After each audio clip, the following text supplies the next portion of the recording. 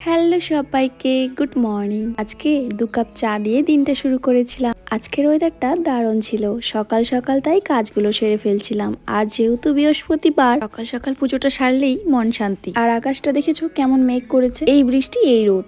আজকে ঠাকুরের জায়গাটা পরিষ্কার করে নিলাম, কারণ প্রচন্ড ধুলো জমে যায় সাইডে সাইডে, তাই পরিষ্কার করে একবারে পুজোটাও দিয়ে দিলাম। আর এদিকে দেখো, এই ক্রিমটা আমার শেষ হয়ে গেছিল। সানস্ক্রিনটা কিন্তু আমি সবসময় ইউজ করি, এটা একটা সানস্ক্রিন রাগার, আর এত ভালো কি বলবো। আর এই ক্রিমটা আমি সবসময় ইউজ করি দেখে আমার এটা না হলে আর হয় না। 1 সপ্তাহ হয়ে গেল, শেষ হয়ে গেছে, আর আনাই হচ্ছিল না। তো আগের দিন নিয়ে এসেছিলাম, তো আজকে খুললাম। আর এদিকে ক্রিমটা বেরোচ্ছিল না দেখে একটু টেনশনে পড়ে গেছিলাম। ক্রিমটা দেওয়ার পরেই তোমরা দেখতে পারবে স্কিনের গ্লোটা কেমন আসে। আজ যে কি রান্না করব সেটাও টেনশন করছি। এদিকে স্কিন কেয়ার করছি, আর এদিকে টেনশন করছি কি রান্না করব। প্রত্যেক দিন আমাদের গৃহিণীদের একটাই টেনশন, সকাল হলেই কি রান্না করব। আগের দিনে চিকেনটা তো রান্না করেছিলাম, সেটা ফ্রিজেই রাখা আছে, তার সাথে একটু সবজিও আছে। তো ভাবছি যে কি করব, একটা সবজি করে নিলেই হয়ে যাবে। বাড়িতে এদিকে মা একটু পুজো করিয়েছিল, সেই প্রসাদই উপরে নিয়ে এসে আমি একটু খাবো। তাই কলা আর মুড়ি অনেকদিন খাওয়া হয় না, আজকে একটু খেয়ে নিলাম, কারণ প্রচন্ড খিদেও পেয়ে গেছিল। খেয়ে দিয়েই সবজি কাটতে বসে পড়েছি। এদিকে রান্না করতে করতে গরম লেগে গেল, কি রোদ দেখো। তাই ভাবলাম একটা আইসক্রিম খেয়ে নিই।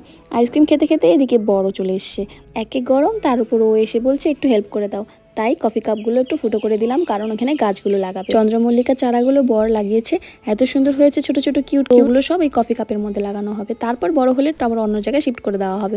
আমার তো রান্না কমপ্লিট, আর এদিকে বরের কাজ এখনো হয়নি। এদিকে বৃষ্টি শুরু হয়ে যাবে একটু পরে, এই যে হালকা বৃষ্টি শুরু হয়েও গেছে। আর এদিকে টিয়া পাখিগুলো এখনো আম গাছে বসেনি, শুধু এই পাশ আর ওপাশ করছে।